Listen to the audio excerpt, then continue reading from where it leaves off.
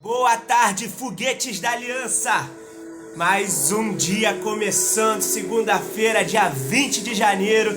Glória a Deus por isso, mais uma oportunidade que nós temos de buscá-lo, de engrandecer o seu nome, de ter relacionamento, de dar a prioridade para o nosso Pai em nossa vida, amém? Então, vídeo anterior foram os avisos da semana, os alinhamentos que nós precisávamos fazer. Vamos voltar para o nosso job, que a gente já está quase terminando o livro de Josué, amém? Hoje a gente vai falar do capítulo 22, eu já quero pedir perdão, porque atrás hoje estão aqui no condomínio cortando mato, estão cortando grama, então tá um barulho meio estranho aqui atrás de motor, mas na verdade é isso, tá bom? Mas vamos lá pro nosso job, dia 20 de janeiro a gente vai falar sobre o capítulo 22 de Josué.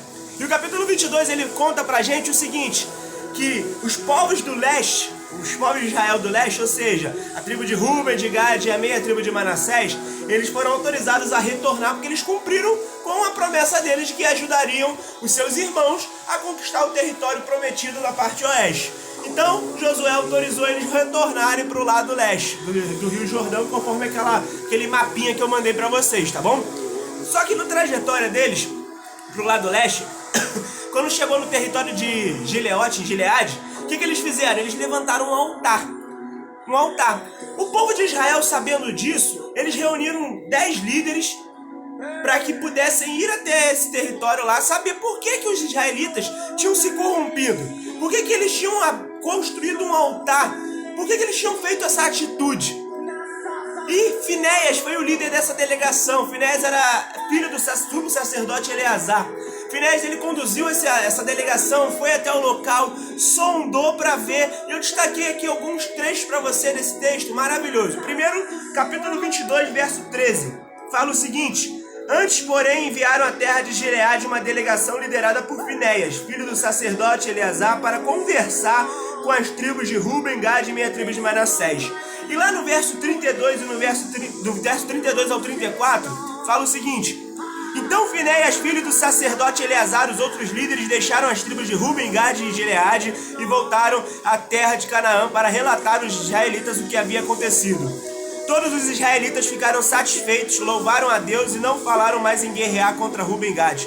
Os membros da tribo de Ruben e Gad chamaram o altar de testemunho, pois disseram: é um testemunho entre nós e eles de que o Senhor é também o nosso Deus. O que aconteceu, querido?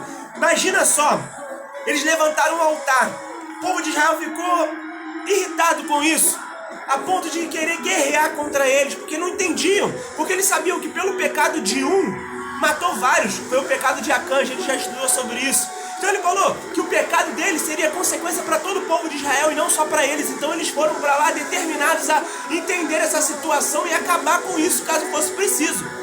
Só que olha só que maravilhoso. O povo daquele lado, ele construiu aquele altar como testemunho para dizer o seguinte, para que as gerações futuras se lembrassem que eles também poderiam buscar a Deus e que eles não estavam separados pelo lado leste do Jordão porque eles não faziam parte, e sim porque aquele território foi dado para eles. Então aquele altar seria um testemunho para que eles pudessem continuar buscando ao Senhor, tanto o povo do oeste quanto o povo do leste.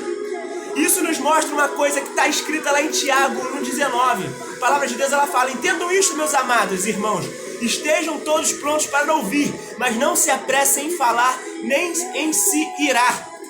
Então, a lição de hoje, queridos, é que você possa fazer que nem Finéias. Em meio à situação que acontecer, por mais que pareça uma coisa óbvia, antes de se irar, antes de falar qualquer coisa, antes de tomar uma atitude, ouça, porque você pode tomar uma atitude de sangue quente, você pode tomar uma atitude sem pensar, sem ter ouvido as duas partes e aí cometer um erro.